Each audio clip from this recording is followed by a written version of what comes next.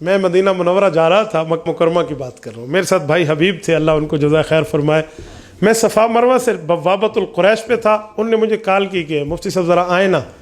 ہمارا جہاں گروپ بیٹھا تھا نا، وہاں ان کو ایک بندہ سمجھا رہا تھا. وہ سمجھا نہیں رہا تھا، ایمان پہ رندہ چلانے آیا ہوا تھا، مجھے نہیں پتا کون ہے. آپ آئے نا، کہتے ہیں ایک بندے سے ملاقات ہے. میں وہاں گیا تو وہ ان کو لگا ہوا تھا، مدینہ پاک جا رہے ہو؟ جی جا رہے ہو. نہ جاؤ، لیکن وہ طریقہ بدل رہے ہیں. کہتے ہیں آپ مدینہ جا رہے ہیں؟ جی مدینہ جا. کیا نہیں؟ ہاں جزاک اللہ. کیا کس چیز کی نیت کر رہے ہو؟ صاحب نے کہا آقا نامدار صلی اللہ علیہ وسلم کو سلام کرنے کی نیت سے حضور کی قبر مبارک کی زیارت کے لیے جا رہے ہیں. اس نے کہا نہیں، اللہ کے بندے سادے بندے میں صحیح نیت کرو. تو ہمارے حاجی سادے ہوتے ہیں بیچارے، انہوں نے کہا جی ٹھیک ہے، آپ ہمیں صحیح نیت سمجھا دیں.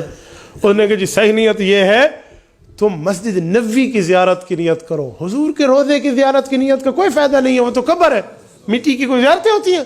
تم مسجد نبوی کی نیت کرو. تو کچھ لوگ پریشان ہوئے، انہوں نے کہا ٹھیک ہے، پھر تھرو پراپر چینل نیت ہے نا، مسجد ٹو مسجد جا رہے ہیں تو پھر مسجد کی نیت کریں گے. تو اتنے میں حبیب بھائی نے میں جب آیا نا، میرے سر پہ ویسے اتفاقاً ٹوپی تھی، اب تو پگڑی ہے نا. تو ملے السلام علیکم. انہوں نے مجھے کہا صوفی صاحب کیا حال ہے؟ کہتے ہیں لگتا ہے تھوڑا کوئی سروزہ لگا ہوا ہے. وہ یہی فیصلہ بات کر. میں نے کہا جی الحمدللہ میں تبلیغ سے وابستہ ہوں. میں نے کہا جی مجھے بھی ذرا نیت سکھا دے، میں تھوڑی صحیح کر لیتا ہوں. اب وہ اس نے بھی الف بات صاحب مجھے پڑھانا شروع کیا نا. تو کہتے جی نیت مول صاحب ٹھیک کر لو. صوفی صاحب نیت ٹھیک ہونی چاہیے، اے تسی مسیت نیت کر لو. وہ پوری اپنی اس نے ترتیب شروع کی. میں نے کہا جی مسجد نبوی کی نیت کروں. کہتے ہیں ہاں. میں نے کہا کیوں؟ کہتے مولانا اللہ کے گھر کی نیت کریں. میں نے کہا اللہ کا گھر تو یہ بھی ہے جہاں میں بیٹھا ہوں، اسے چھوڑوں کیوں؟ پھر وہ اللہ کا گھر جانا زیادہ ضروری ہے. میں نے کہا ادھر کتنا ثواب ہے؟ کہتے ہیں وہ ثواب تو وہاں کم ہے. تو میں نے کہا پھر یہیں بیٹھے رہے، کم ثواب والی جگہ جاتے کیوں ہیں؟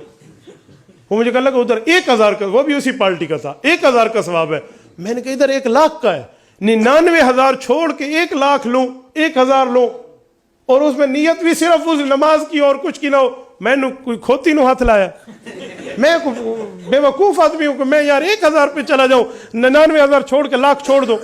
مجھے کہتا ہے اللہ کے بندے حضور علیہ السلام نے 10 سال وہاں گزارے ہیں اس مسجد میں. تو میں نے کہا حضور کی عمر کتنی ہے؟ کہتا 63 سال. میں نے کہا باقی 53 کہاں گزرے؟ کہتے یہاں. میں نے کہا پھر یہ چھوڑنی نہیں چاہیے. جب 53 سال یہاں گزرے، 10 سال میں یہاں چھوڑوں کیوں؟ اس سے پریشانی لائق ہونے لگی، بھی کم میرا ہاتھ کسی اور جگہ پہ پھنس گیا. آپ کیا کرتے ہیں؟ میں نے کہا اسی طرح بندوں کو شکار کرتا ہوں. پھر کہ انہوں چھاڑ میں کی کردا مینوں اے دس میں اس مسجد کی نیت کیوں کروں جس کا ثواب ہی کم ہے؟ کیونکہ حضور کی تو نیت نہیں کرنی تھی نا اس نے. جب رسول اللہ کی نیت ہی نہیں ہے، مسجد نبوی کوئی ہماری رشتہ دار لگتی ہے؟ پھر جب واسطہ نبوی نہیں ہے، جب آقا نامدار کا نیت کرنی نہیں ہے، پھر مسجد نبوی ہم کیوں جائیں؟ میں نے کہا نہ بابا نہ، ہم کیوں جائیں مسجد نبوی؟ 1,000 کا ثواب تیرے مطابق لینے، ہم 1,00,000 والا لیں گے، ہم جاتے نہیں ہیں مسجد نبوی. مجھے کہتے ہیں اللہ کے رسول صلی اللہ علیہ وسلم کی مسجد ہے. میں نے کہا حضور کی تو نیت کرنی نہیں ہے تیرے مطابق. جب کرنی نہیں ہے تو حضور دی مسجد ہے یا کسی صحابی دی ہے، اے فرق کی پوند ہے؟ آپ کیا کریں گے؟ میں نے کہا سن میں یہ کروں گا. میں نے کہا یہاں 1,00,000 کا ثواب ہے، 53 سال اللہ کے رسول یہاں گزار گئے ہیں، وہاں 10 سال ہے، اور وہاں آدھا ثواب ہے 50,000 کا. لیکن میں 1,00,000 نماز نہیں، 1 کروڑ نماز بھی ہو نا، حضور کی زیارت کی نیت پہ قربان کر دو. 1 کروڑ نماز کا ثواب کیوں نہ ہو؟ میں تو آقا نامدار کی زیارت کی نیت پہ جا رہا ہوں اور تو میری اس نیت پہ ڈاکہ ڈال رہے. مجھے کہتے ہیں مولوی صاحب اب تو آپ سفر میں جا رہے ہیں، جلدی میں ہیں، آپ بس رابطے میں رہنا، پھر انشاءاللہ اس پر تفصیلی بات کریں گے. میں نے کہا نہیں میں ابھی کروں گا، میں ابھی، تو پھر میرے ملنا ہی کوئی نہیں، میں ابھی کروں گا. اچھا چلو آپ جلدی میں نہیں ہو تو میں جلدی میں. اس نے پتلی گلی پکڑی وہاں سے. شرم نہیں آتی؟ اللہ کے گھر میں بیٹھ کے لوگوں کو ایمان پر رندہ چلاتے ہیں. یار مسجد نبوی کو عزت ملی ہے، مسجد نبوی کو اعزاز ملا ہے، مسجد نبوی کو احترام ملا ہے، مسجد نبوی کو رتبہ ملا ہے، مسجد نبوی کو مرتبہ ملا ہے، مسجد نبوی کو درجہ ملا ہے. تو سرکار کے قدموں کی خاطر، رسول اللہ صلی اللہ علیہ وسلم کی ذات اقدس کی خاطر، اگر حضور نہ ہوتے اس مسجد میں تو وہ مسجد اور یہ مسجد میں فرق کیا رہتا پھر؟ یار جس ذات کی وجہ سے اس کو عزت ملی، جس ذات کی وجہ سے اسے رتبہ ملا، جس ذات کی وجہ سے اسے مرتبہ ملا، ہم اس کی نیت نہ کریں، اس سے بڑی بد نصیبی کی بات کیا ہوگی؟ تو اس لیے اللہ آپ کو لے جائے نا تو کعبہ شریف جائیں اللہ کی نیت سے، اور روضہ پاک جائیں رسول اللہ کی نیت سے. میں قربان جاؤں بانی تبلیغی جماعت حضرت مولانا محمد الیاس دہلوی رحمۃ اللہ علیہ پر، شیخ الہند کے مایہ ناز شاگرد ہیں.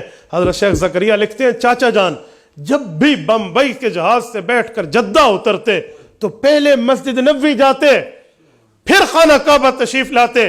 ایک دن کسی نے پوچھا حضرت آپ ہمیشہ مسجد نبوی پہلے تشریف لاتے ہیں، آپ خانہ کعبہ پھر آتے ہیں، کہا وجہ؟ تو دو جواب دیے۔ کہا میرے پاک پیغمبر مسجد نبوی سے نکل کے جس جگہ سے احرام باندھتے پھر کعبہ آتے، میں بھی اس جگہ سے احرام باندھ کر کعبے آتا ہوں۔ اور ایک وجہ اس سے بھی بڑھ کے دی، فرمایا ہمارے اللہ نے قرآن کریم سورۃ نساء میں فرمایا ہے گناہگار خود بھی معافی مانگے، نبی کو بھی عرض کر دے کہ اللہ معاف کر دے تو معاف ہو جاتا ہے۔ میں حضور کے پاس جا کے غلطیوں کو معاف کرا کے پاک صاف ہو کے اللہ کے در جاتا ہوں، پھر اللہ کے گھر جاتا ہوں۔ تو ہم تو کعبہ عبادت کے مرکز کو بھی مانتے ہیں، مسجد نبوی اور گنبد خضرا عقیدت کے مرکز کو بھی مانتے ہیں۔ ہمارے سامنے عبادت بھی اور عقیدت بھی ہے۔ بات چلی تھی مقصد پہ کہ حضور کے آنے کے مقاصد کو اصل دیکھا جائے، خالی آنے کی خوشی نہ ہو۔ جب آنے کے مقصد کی خوشی ہوگی نا تو اللہ کی قسم پھر ہماری زندگی میں چار چاند لگ جائیں گے۔